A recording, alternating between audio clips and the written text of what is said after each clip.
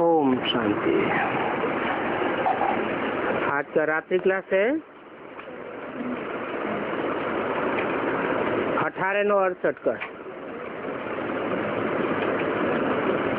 नई दुनिया के लिए क्या नई चीजें सुनाई हैं? अभी नई दुनिया का आवाज भी तुम सुनते हो और आवाज भी तुम करते हो। मनुष्य तो नई दुनिया को ख्याल में भी नहीं ला सकते,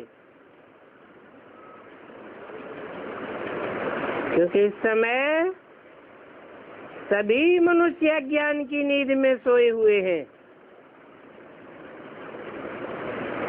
तो तुम बच्चों को बहुत धैर्य से और युक्ति से चलना होता है। तुम्हारी बात कोई समझ नहीं सकता, क्योंकि तुम गुप्त अपनी राजधानी स्थापन कर रहे हो और इसमें खास है पवित्रता की बात। बच्चे भी ऐसे कहते हैं कि बाबा हमको पावन बनाओ। तो जब बाप पावन बनाने आते हैं तब बनते नहीं हैं। कोई कोई तुम्हारे जैसे तो होंगे, वो तो समझेंगे हमने ही बाप को बुलाया है। अभी बाप कहते हैं ऐसे पावन बनो तो नई दुनिया के मालिक बनो। वो लोग तो समझते हैं कि 40,000 वर्ष अर्जुन पड़े, समझते हैं कि हम 40,000 वर्ष बुलाते रहेंगे। इसलिए तुम्हारे ऊपर वो लोग विश्वास नहीं करते हैं। अभी वो तो कल्प कल्प ऐसे ही करते रहेंगे। फिर अचानक मौत आ जाता है। जो कुछ होना है कल पहले मिसल ही होना है। हाँ, धीरे धीरे नंबरवार सब समझते जाएंगे। बाप कहते हैं अभी भक्ति मार्ग का अंत है, मैं ज्ञान से सद्गति करने आया हूँ। ज्ञान से काहे की सद्गति होती है?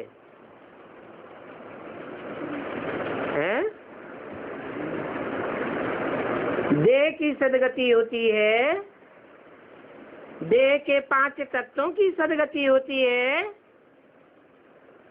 या आत्मा की सद्गति होती है? ज्ञान चैतन्य आत्मा ही समझती है। तो चैतन्य आत्माओं की सद्गति ज्ञान से ही होती है।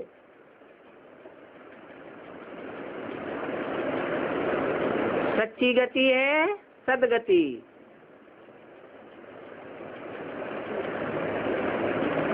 आत्मा ऊपर उड़ती है तो कहेंगे सद्गति। 5 तत्वों की दुनिया से उपराम होती जाती है तो कहेंगे सद्गति। और 5 तत्वों की दुनिया में अटैचमेंट बढ़ता जाता है। 5 तत्वों के बने हुए शरीर में अटैचमेंट बढ़ता जाता है तो कहेंगे दुर्गति। सदगति के लिए ऐसे नहीं कहते हैं कि भक्ति को छोड़ो, क्योंकि भक्ति करने से तो भगवान मिलता है और भगवान से ज्ञान मिलता है। तो भक्ति को छोड़ने की बात कोई से नहीं कहना है।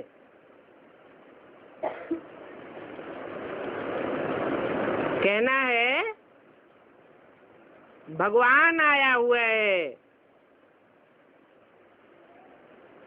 भगवान ज्ञान से सद्गति देते हैं, तो आकर के भगवान के ज्ञान को समझो, तो भक्ति आप ही छूट जाएगी।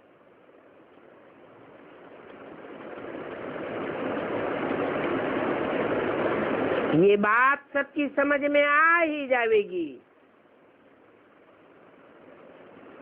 कि भक्ति है रात और ज्ञान है दिन।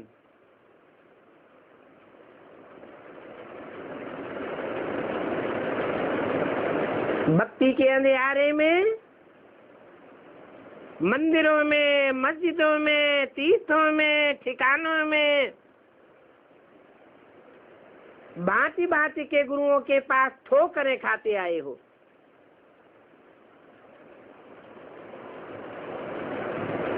अज्ञान की रात में थे ना, तो कहेंगे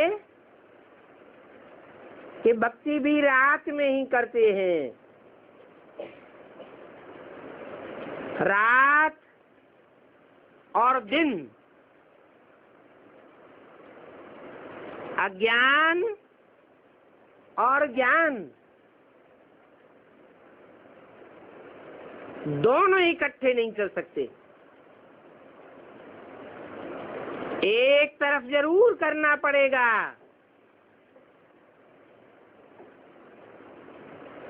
भक्ति और ज्ञान दोनों चल नहीं सकेंगे। कोई कहे हम भक्ति में भी चलते रहेंगे और ज्ञान में ही चलते रहेंगे, तो दो नाव में पैर रख नहीं सकेंगे। दो नाव में पैर रखने वाले का क्या हाल होता है? दोनों टांगें चिर जावेंगी, कहीं के भी नहीं रहेंगे।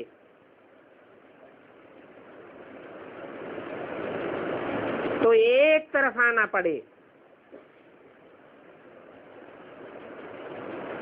जब ज्ञान का नशा चढ़ेगा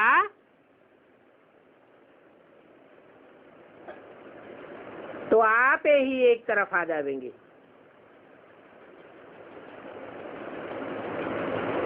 भक्ति है कर्मकांड। दान करो, पुण्य करो, यात्राएं आदि करते रहो। बाप कहते हैं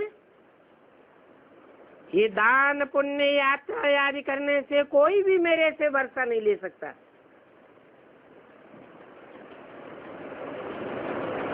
कोई को भी सुख शांति का वर्षा नहीं मिल सकता।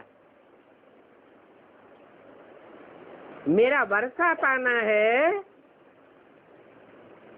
तो मेरा बच्चा बनना पड़े।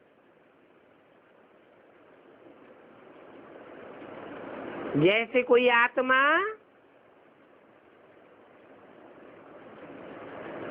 पुराना शरीर छोड़ती है,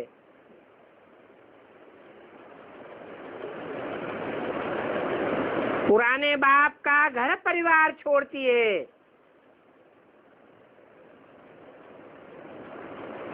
तो नए घर में जाकर जन्म लेती है।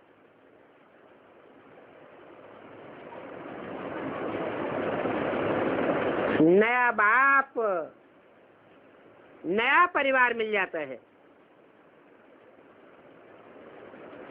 तो वारसदार बन जाता है। तो ऐसे ही है, मेरा बच्चा बनने से ही वर्षा पा सकेंगे। वो भक्त लोग तो कह देते हैं परमात्मा सर्वव्यापी है। अब सर्व का बच्चा बनेंगे क्या?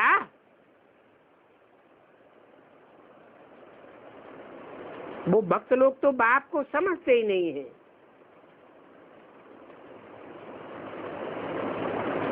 यहाँ तो बाप को पहचान करके लोक लाज कुल की मर्यादा छोड़नी पड़ती है। कौन से लोक लाज कुल की मर्यादा छोड़नी पड़े?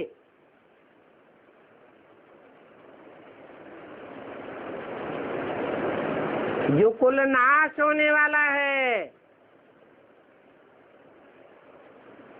जो दुनिया भस्मीभूत होने वाली है, उस दुनिया की लोक लाज कुल की मर्यादा छोड़नी पड़े। जो नई दुनिया सामने खड़ी है, तीसरे नेत्र से सामने दिखाई देती है, उस दुनिया की लोक लाज कुल की मर्यादा का ध्यान रखना पड़े। वो है कलयुगी कुल की मर्यादा। कहेंगे विकार में जाओ, शादी में जाओ, मुरादी में जाओ, इसको कहेंगे पुराने कुल की मर्यादा। मीरा का मिसाल भी देते हैं। मीरा की दिल कष्ट से लग गई, कहती थी कि हमारा कृष्ण तो निर्विकारी है, फिर हम विकारियों के साथ कैसे बनेगी? घड़ी घड़ी ध्यान में चली जाती थी, परंतु वहां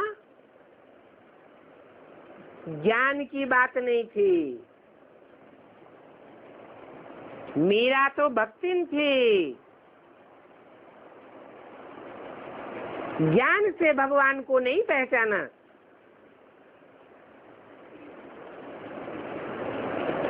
बस साक्षात्कार हुआ, अल्पकाल की खुशी मिल गई। भगवान बाप से तो स्वर्ग का वर्षा मिलता है, सदा सुख का वर्षा मिलता है। तो मीरा कोई सुख की दुनिया में थोड़ा ही चली गई, फिर भी जन्म तो इस पुरानी दुनिया में ही लेना पड़े ना। तो ऐसे भक्त बहुत हैं जो साक्षात्कार करके खुश होते रहते हैं, परंतु बाप कहते हैं कि साक्षात्कार से कोई सदगति नहीं हो सकती। साक्षात्कार नौधा भक्ति करते हैं तो उनको साक्षात्कार हो जाता है। ये अल्पकाल की खुशी है, ये कोई बाप की पहचान नहीं है। यहाँ तो पढ़ाई है, बाप आते हैं सदगति का रास्ता बताने,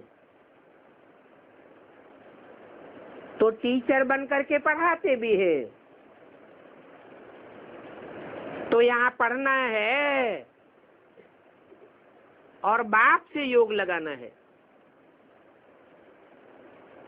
और योग तो वास्तव में चाहे भक्त हो, चाहे ज्ञानी हो, चाहे वैरागी हो, योग तो सब लगाते हैं। योग माना याद। छोटा बच्चा भी होगा तो माँ को याद करेगा, बड़ा होगा साथियों को याद करेगा, स्कूल में पढ़ाई पढ़ेगा, टीचर को याद करेगा। सगाई हो जाएगी, घरवाली को याद करेगा।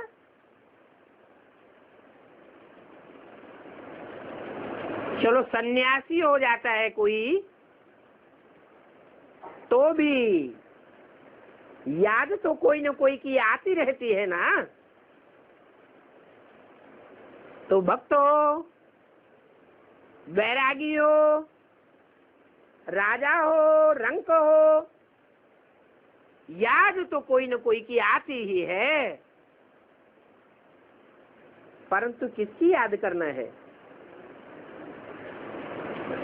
दुख देने वाले को तो कोई भी याद नहीं करता। याद किसको करना चाहिए? सुख देने वाले की याद आती है। एक होता अल्पकाल का सुख और एक होता सदा काल का सुख। तो देखना है कि सदा काल का सुख देने वाला कौन है। कौन है ऐसा जिसको सारी दुनिया याद करती है? कोई भी धर्म का फॉलोअर हो, भगवान को तो सब याद करते हैं, तो जरूर भगवान से वर्षा मिला होगा। हर आत्मा को जो भगवान से सुख का वर्षा मिला है, ऐसा वर्षा कभी भी किसी से नहीं मिला। इसलिए हर मनुष्य आत्मा भगवान को याद करती है। तो योग नहीं, याद कहना चाहिए।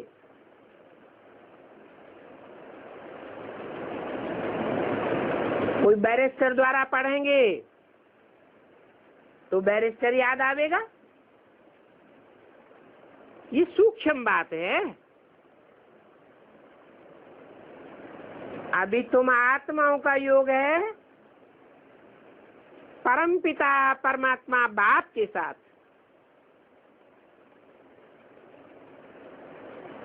वो झूठे टीचर से योग लगावेंगे, वो गुरु भी झूठे और चेले भी झूठे, क्योंकि सदगति तो कोई दे ही नहीं सकते। भक्ति मार्ग में समझते हैं गुरु करने से सदगति होगी, परंतु सदगति तो कोई की होती नहीं है। सब गिरती कला में जन्म लेते रहते हैं। द्वापर में गिरते गिरते कलयुग में आ गए।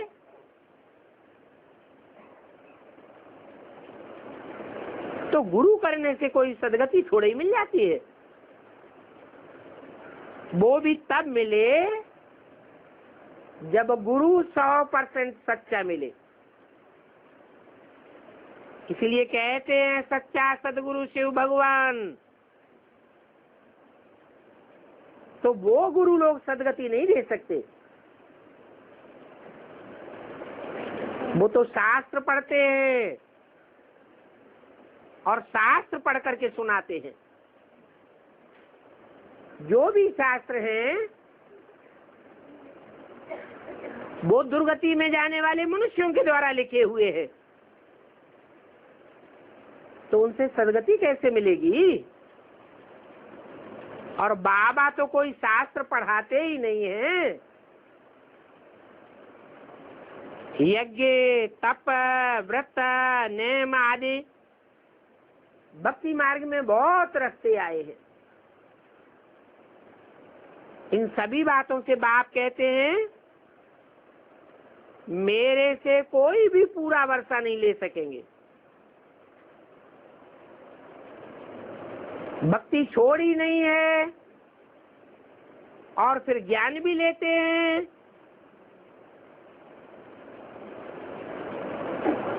तो फिर उस तरफ भारी हो जाएगा।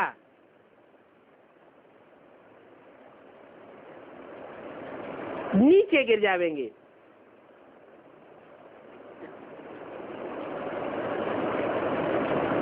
तो व्रत नियम से कोई पाप विनाश नहीं होंगे,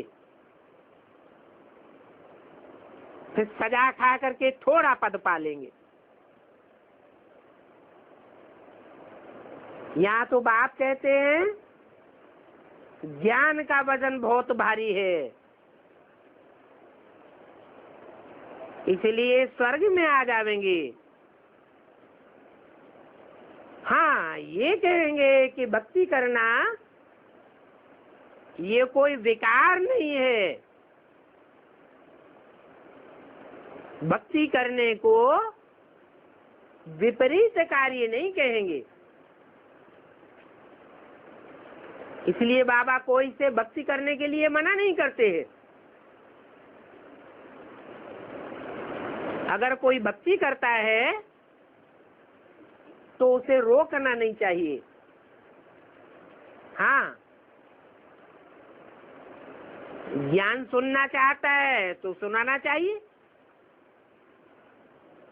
ज्ञान बुद्धि में बैठेगा तो भक्ति आपे ही छूट जाएगी।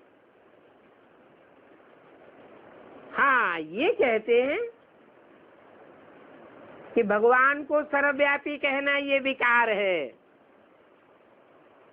ये पाप है, ये कोई पुण्य नहीं है। क्यों? क्यों पुण्य नहीं है?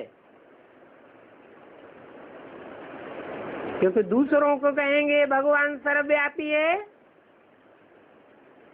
तो जो सुनेगा, विश्वास करेगा,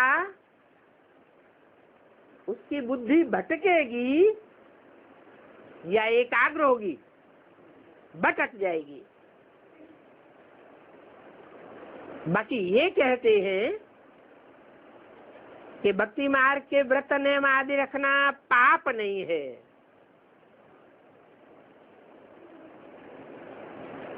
परंतु वो कोई ज्ञान भी नहीं है, वो सच्चाई नहीं है। सच्चाई को फॉलो करेंगे तो सत्ययुग में आ जाएंगे।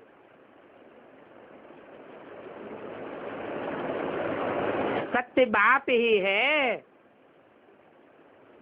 गॉड इज ट्रुथ कहा जाता है।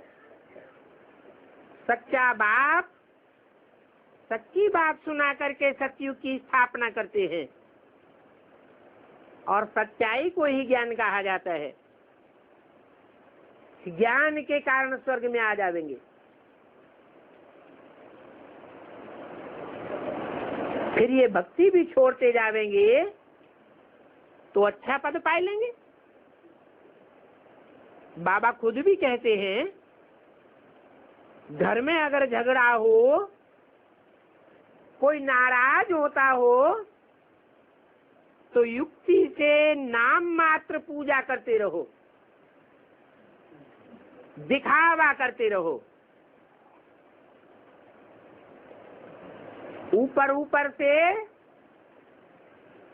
दिखावा कर दो कि हम मंत्र बुदबुदाते हैं, बोलते रहो, ओट चलाते रहो, पूजा का ढोंग करते रहो, अंदर से शिव बाबा को याद करते रहो। दिखावा करने के लिए, भक्ति करने के लिए मना नहीं है, ये युक्ति है, इसमें कोई हर्जा नहीं है कि तुम्हारे ऊपर पाप चढ़ जाएगा। नहीं, मूल बात है विकार में नहीं जाना है। क्या? विकार में नहीं जाना है। इसका क्या मतलब हुआ?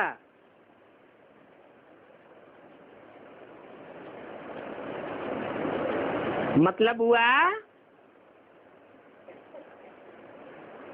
कि भक्ति मार्ग के कर्म कांड करके भले दिखाते रहो, मन बुद्धि से उपराम रहो अथवा बाप को याद करते रहो, परंतु कर्मेंद्रियां विकार में आसक्त नहीं होनी चाहिए।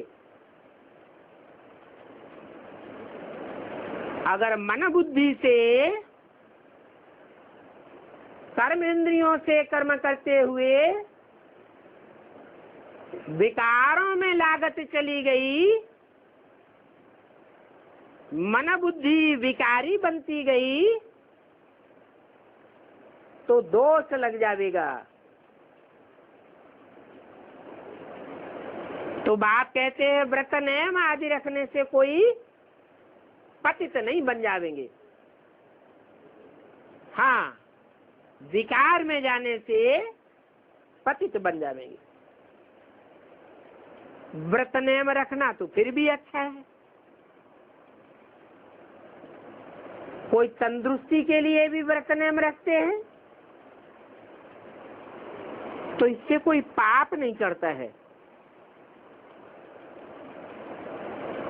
इसको कहा जाता है रिलीजन इज माइट। तो मुख्य है पाप की बात काम विकार पर। इस काम विकार पर जीत पाने से तुम जगत जीत बन जावेंगे, अर्थात स्वर्ग में आ जावेंगे। फिर जितना अच्छा पुरुषार्थ करेंगे उतना ऊंच पद पाते रहेंगे। कोई सर्विसेबल बन करके आप समान बनावे तो महाराजा महारानी भी बन सकते हैं। इसमें मार्जिन बहुत है। मंदिर में जाना, ग्रंथ पढ़ना, जप साहब आदि पढ़ना, ये कोई बुरा काम नहीं है। काम तो अच्छा है। ऐसा करने से कोई पाप नहीं बनेगा। हाँ, ज्ञान में मूल बात है विकार में जाने की। बहुत बच्चे ऐसे भी हैं जो गुप्त रहते हैं, किसको भी पता नहीं पड़ता है कि ये ज्ञान में चलते हैं। न परिवार वालों को पता चलता है,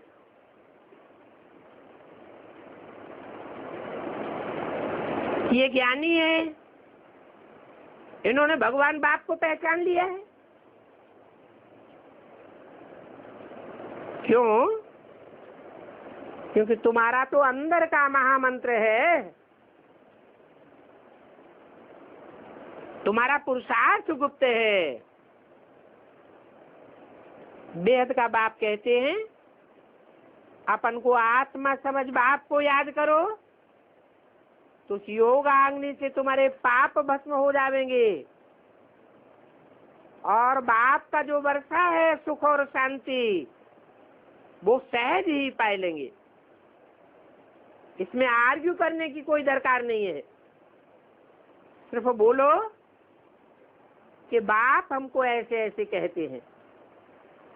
सभी आत्माओं का बाप हमको कहते हैं कि मुझे याद करो।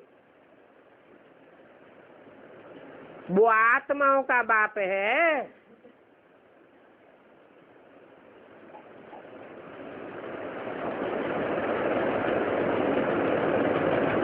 जीवधारियों का बाप नहीं है, मनुष्यों का बाप नहीं है। कहने वाला कौन है? आत्माओं का बाप। वो कहते हैं मैं पतित पावन हूँ। पतित आत्माओं को पावन बनाने वाला हूँ।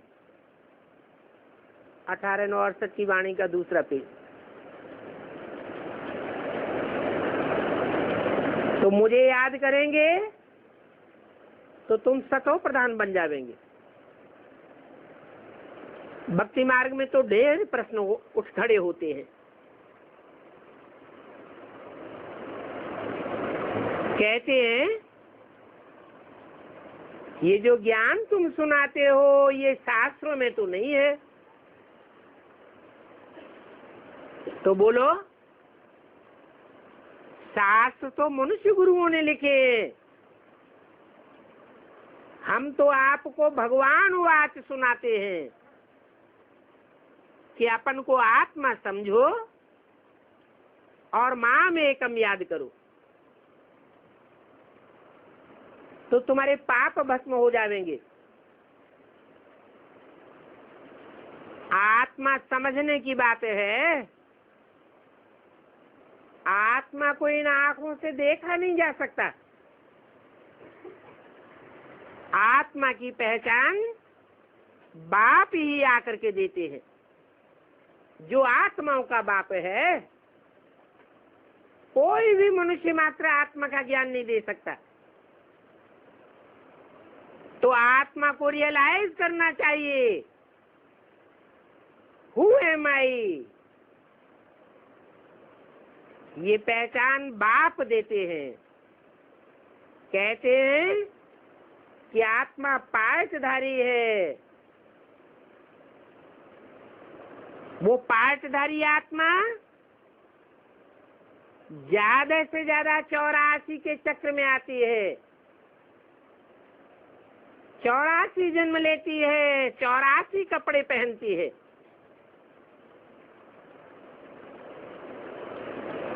तो आत्मा को अपने पार्ट का ज्ञान होना चाहिए।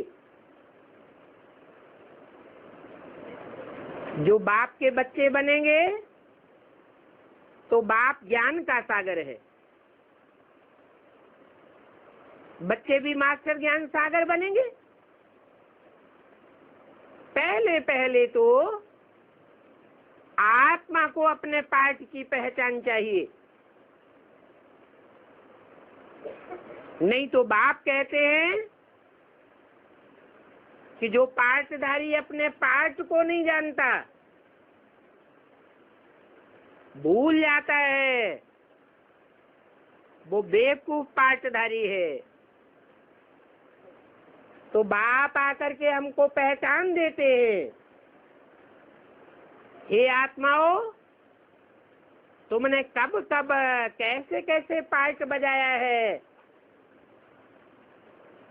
वो रियलाइज करो। ऐसे मनन चिंतन मंथन में रहेंगे तो तुम्हारे पाप भस्म हो जाएंगे। ये कहने से कब कोई बिगड़ेंगे नहीं। आखिरी अंत में भी बाप कहेंगे, अब तुमको जास्ती क्या समझावे।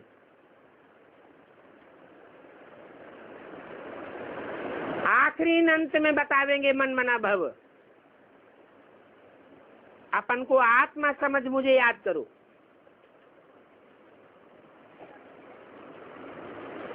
आत्मा बीज की याद में टिकेंगे तो बीज का विस्तार स्वतः ही हो जाएगा।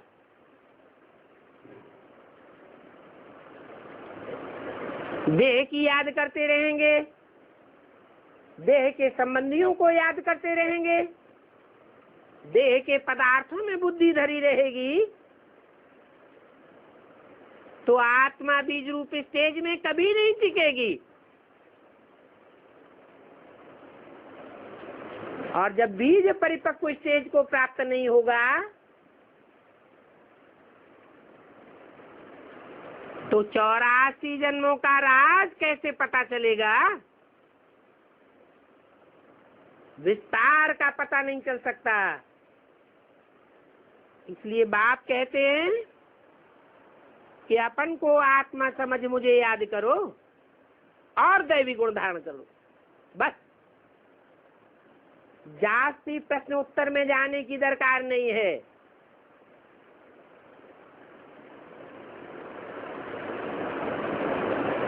तो मूल पुरुषार्थ क्या हुआ?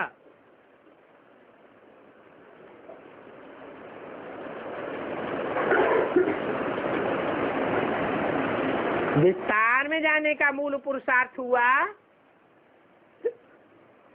या बीज रूप सार रूप स्टेज में टिकने का पुरुषार्थ हुआ?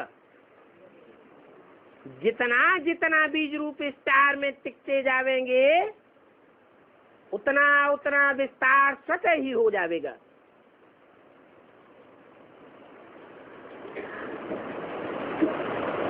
बहुत क्यों मच आर्गू आदि करने से गला रुंध जाता है। तो तुम बच्चों को जास्ती बोलने की दरकार नहीं है,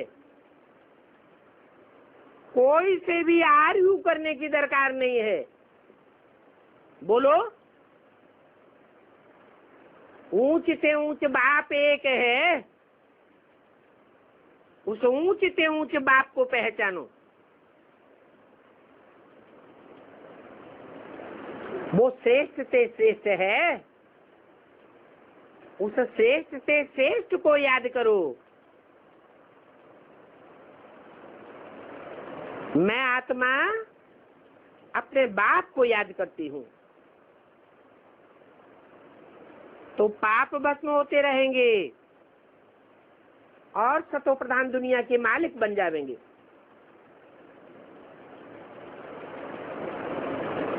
यहाँ प्रदर्शनी अच्छे स्थान पर होती है तो बच्चों को मिलकर के मदद करनी चाहिए।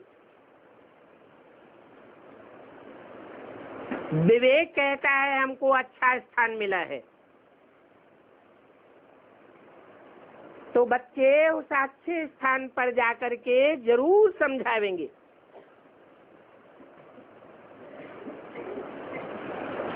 तो वो अच्छे स्थान की मदद मिल जाएगी,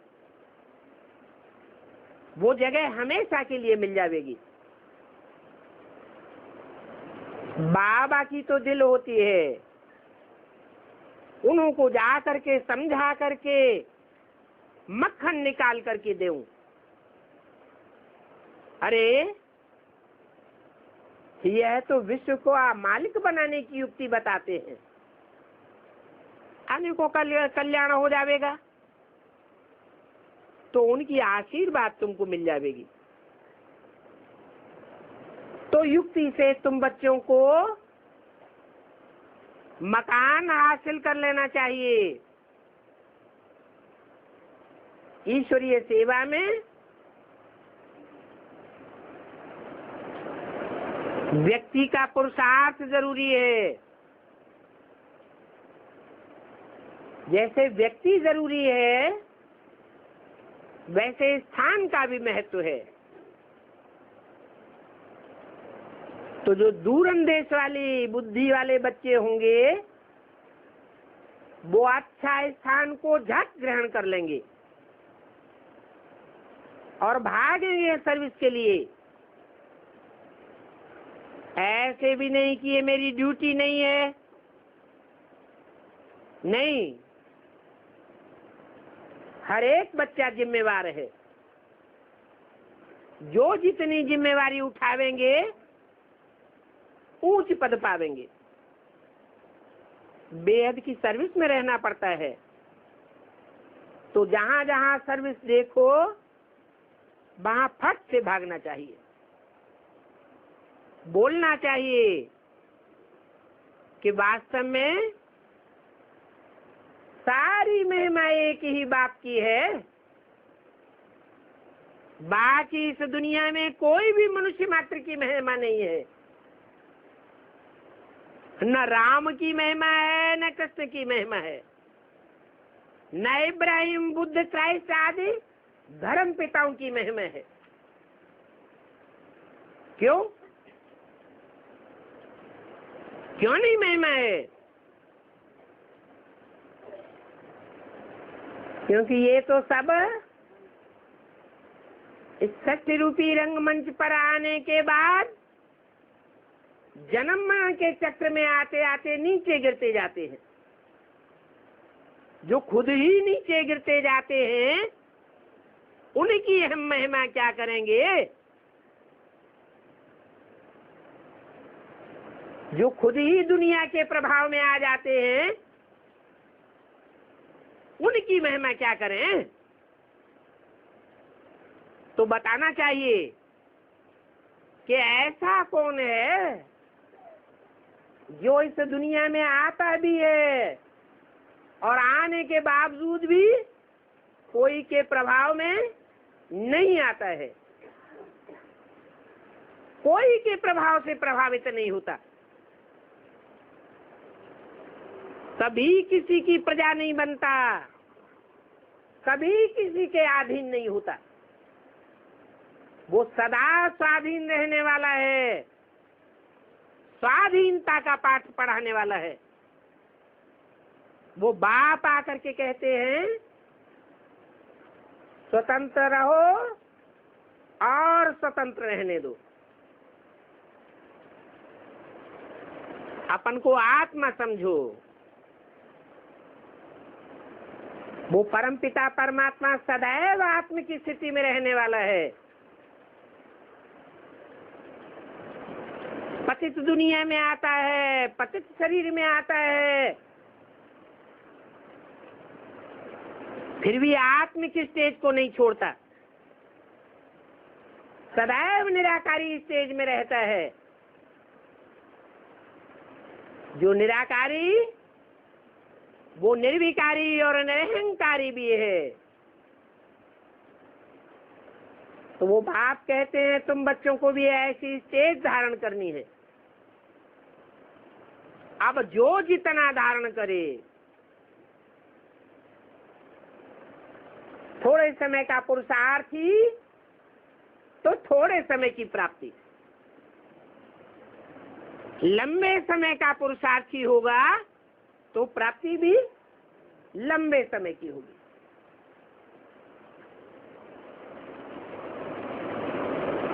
तो बाप कहते हैं सारी महिमा मुझे एक बाप की है।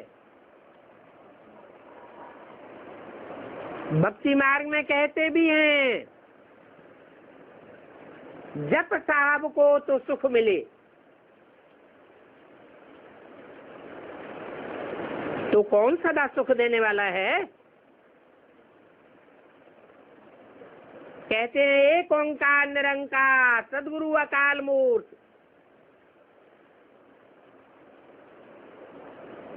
तो कहेंगे एक महिमा बाप की है। सर्विस में जावे तो इन सब बातों का ख्याल रखना चाहिए, सभी तरफ जाना चाहिए और राय देना चाहिए। फिर कोई तुम्हारी बात माने या ना माने, कोई तुम्हारी बात नहीं मानता है तो उनके ऊपर बिगड़ना नहीं चाहिए। क्यों नहीं बिगड़ना चाहिए? हाँ? कोई सच्चाई को स्वीकार नहीं करता है, सच्चाई का विरोध करता है और ये झूठी बातें बनाता है तो उसके ऊपर क्रोध नहीं करना चाहिए। है? मुकाबला नहीं करना चाहिए, करना चाहिए? नहीं करना चाहिए। क्यों? क्योंकि तुम जानते हो आगे चल करके ऐसा समय आने वाला है, समय को काल कहा जाता है। चारों तरफ दुनिया में काल मंडराएगा। भक्ति मार्ग में लिखा हुआ भी है उत्तर दक्षिण पूरब पश्चिम चहुं दिश काल फिरे। जब सबके सर के ऊपर काल मंडरावेगा तो सब की बुद्धि में आ जाएगा। अभी कोई माने या न माने तो कोई भी बात पर तुमको नहीं बिगड़ना है। बड़ी धैर्य चाहिए। अच्छा, बच्चों को गुड नाइट और नमस्ते।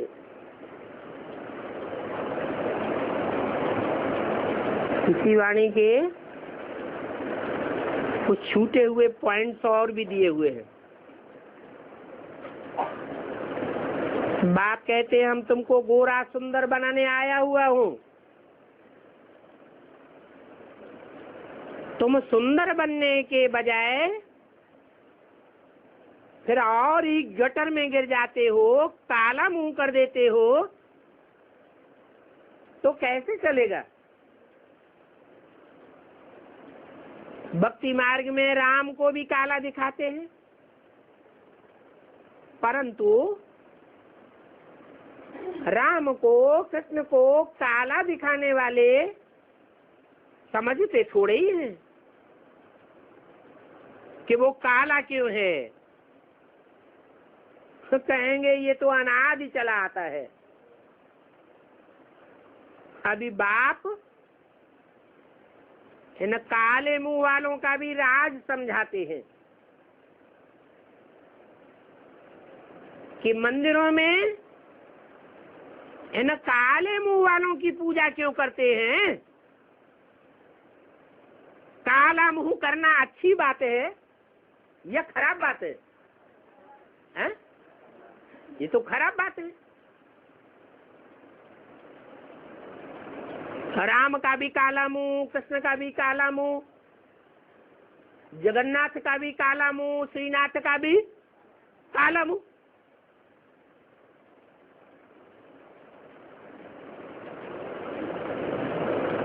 ऐसा काला क्यों दिखाते हैं? क्या राज है? कहाँ की यादगार है? क्या संगम युग की यादगार है? संगम युग में तो बाप आते हैं, कहते हैं बच्चे मैं तुम्हें गोरा बनाने आया हूं। फिर संगम युग में काला मुंह बनने की क्या बात है? काले मुख वालों की पूजा क्यों करते हैं? पूजा पवित्र की जाती है, गोरे को पवित्र कहा जाता है।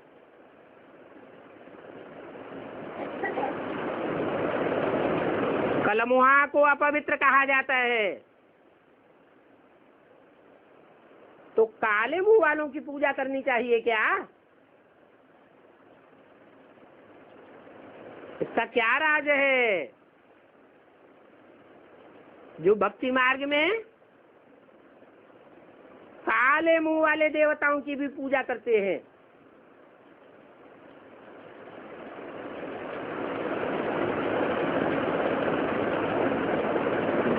पूजा का रहस्य क्या है? पवित्रता। तो संगम युग में जो काला मुंह वाले हैं, उन्होंने ऐसा क्या पवित्रता का कार्य किया जो उनकी पूजा होती है? मंदिरों में पधरामनी करके पूजा करते हैं।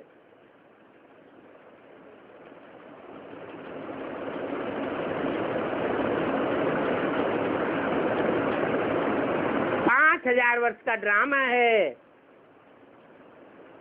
उस 5000 वर्ष के ड्रामा में मनुष्य आत्माएं जन्म बाई जन्म नीचे गिरती जाती है, गोरे से काली बनती जाती है, या बीच बीच में गोरी बनती है?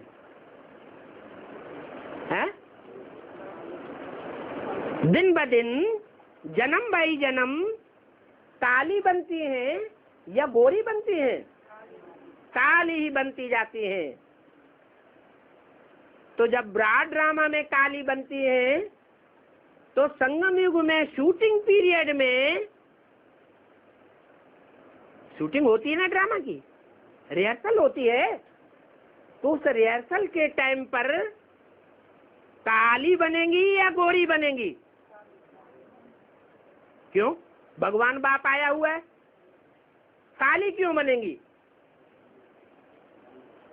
भगवान बाप आया हुआ है, इतना ज्ञान सुना रहा है, तो काला बनना चाहिए या गोरा बनना चाहिए? गोरा बनना चाहिए, फिर काली क्यों बन रही है? हाँ,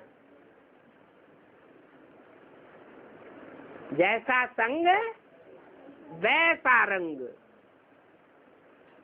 जब तक बुद्धि में ये नहीं बैठा है कि हम अपना संग बदल देवे, गायन भी है, काजर की कोठरी में कैसो शयन हो जाए, एक लीक काजर की लागी है पे लागी है। काजल की कोठरी हो, उसमें काजल ही काजल भरा हुआ है सूखा, और उसमें से एक दरवाजे में से घुसकर दूसरे दरवाजे से कोई पास होना चाहे तो काजल की लीक लगेगी या नहीं लगेगी? लगेगी। तो ये दुनिया में भले ब्राह्मणों की संगमी की दुनिया है, भगवान बाप आया हुआ है, लेकिन हम रहते कहाँ हैं? काली दुनिया में रहते हैं या गोरी दुनिया में रहते हैं? पतितों के बीच में रहते हैं या पावन देवताओं के बीच में रहते हैं? कहाँ रहते हैं? हैं? पतितों के बीच में रहते हैं। तो पतितों का संग जरूर लगेगा। नीचे गिरने से कोई दुनिया में रोक नहीं सकता। कब तक? जब तक बुद्धि में ये बात नहीं बैठी है कि संग का रंग जरूर लगता है। तो क्या करना चाहिए? है? भक्ति मार्ग में गाते तो हैं, एक संग जोड़ और अनेक संग तोड़। एक का संग करेंगे तो क्या होगा? सदगति होगी, और अनेकों का संग करेंगे तो दुर्गति होगी।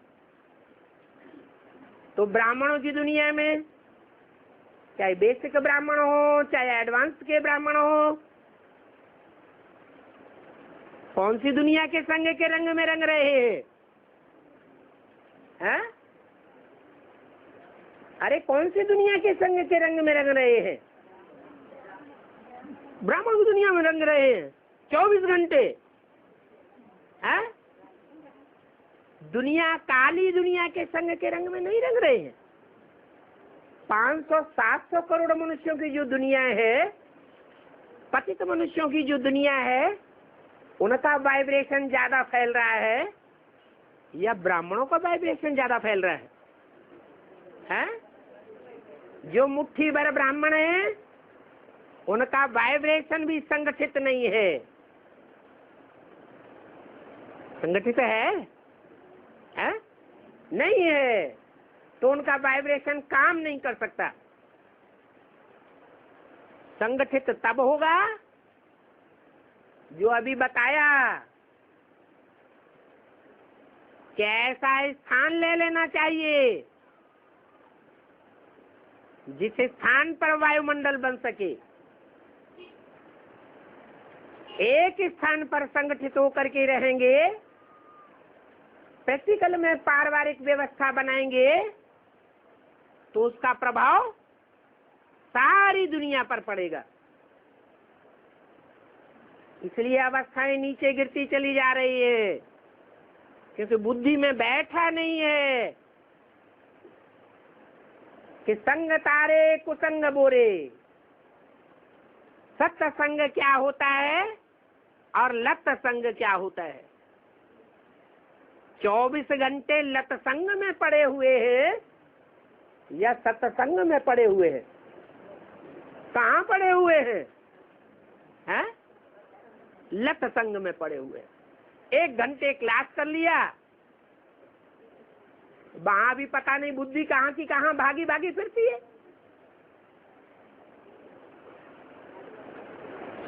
तो उससे कल्याण हो जाएगा?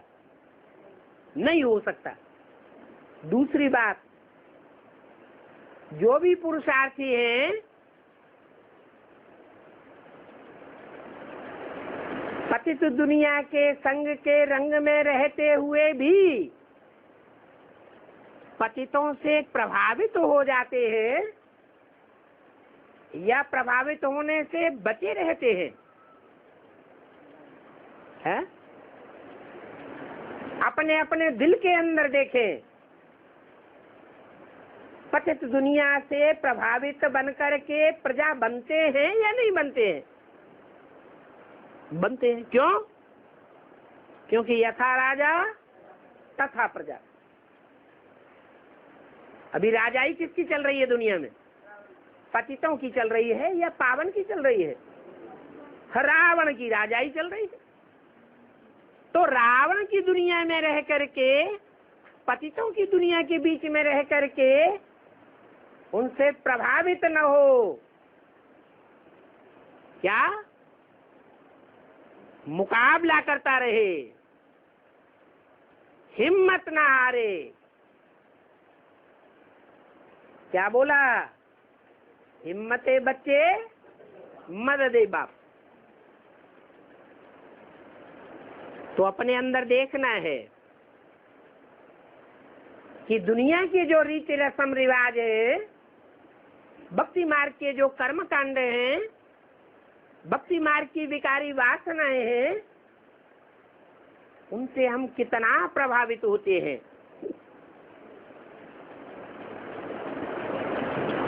और कितना हमारा प्रभाव दूसरों पर पड़ता है। सेवा के हिसाब से देखते हैं तो ज्यादातर ब्राह्मण यही चिल्लाते हैं, हमारी कोई सुनता ही नहीं, हमारी बात कोई मानता ही नहीं। तो दुनिया हमसे प्रभावित होती है या हम दुनिया से प्रभावित हो रहे हैं? हम दुनिया से प्रभावित हो रहे हैं। और जब तक हम दुनिया से प्रभावित हो रहे हैं तो हमारा पुरुषार्थ ऊंचा नहीं जा सकता। क्या? नहीं तो बाप कहते हैं कि जो अच्छे अच्छे पुरुषार्थी हैं उनके ऊपर माया जितना जास्ती अटैक करती है, उनका पुरुषार्थ और ही दिन दूना रात चौगुना तीखा होता जाता है। वो मायावी दुनिया से घबराने वाले नहीं है। धर्मराज की सजाएं खाने वाले नहीं है।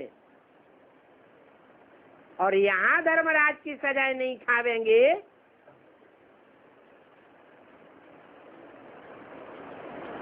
माया से टकराते रहेंगे, माया और प्रकृति के अधीन नहीं बनेंगे, पुरुषार्थ को लगातार चालू रखेंगे, तो ब्रॉड ड्रामा में भी जो पतित बनाने वाले दुनिया है उससे टकराते रहेंगे या उनके वशीभूत हो जाएंगे? टकराते रहेंगे।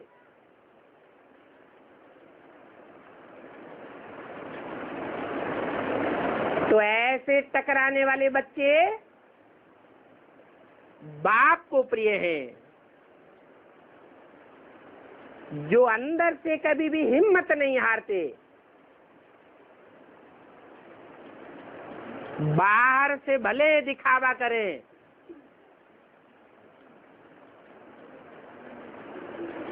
भक्ति मार्ग के टंट घंटा बनाते रहें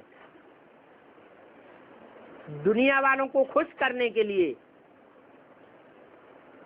लेकिन मन से कभी भी बाप को छोड़ते नहीं, हिम्मत नहीं हारते। तो ऐसी हिम्मत रखने वाले बहुत थोड़े बच्चे हैं।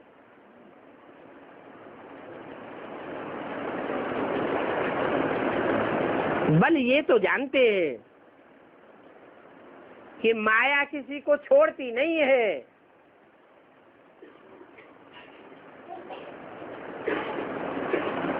किसी को छोड़ देती है क्या? है? नहीं। कोई कितना भी टकराने वाला हो, आखिरी माया एक बार जरूर सबको हराती है। बड़े बड़े धर्म पिताएं क्यों न हो, रामकृष्ण की आत्माएं ही क्यों न हो, धर्मराज की सजाएं भी न खाने वाले अष्टदेव ही क्यों न हो, आखिरी अंतिम जन्म में माया उनको भी नहीं छोड़ती।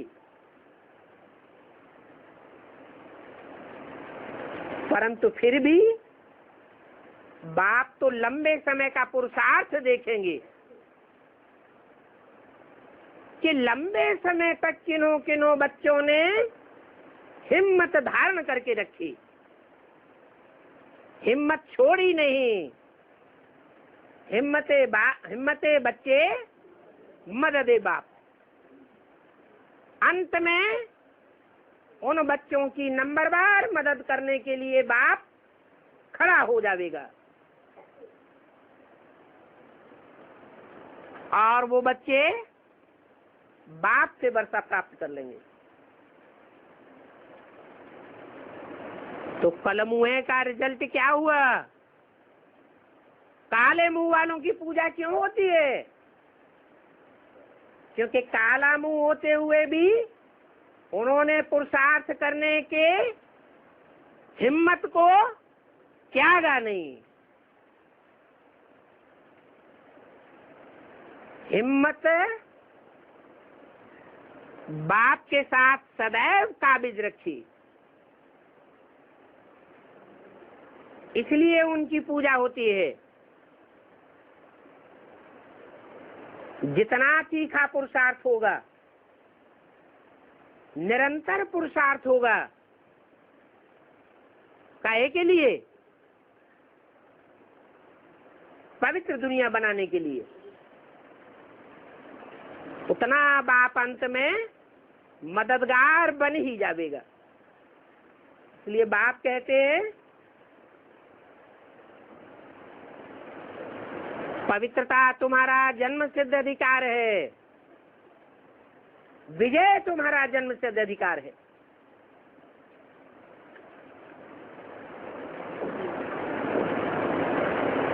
विजय कब पावेंगे?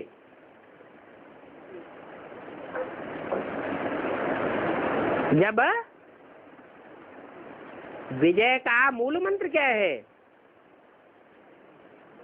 निश्चय बुद्धि विजयते। ओम शांति।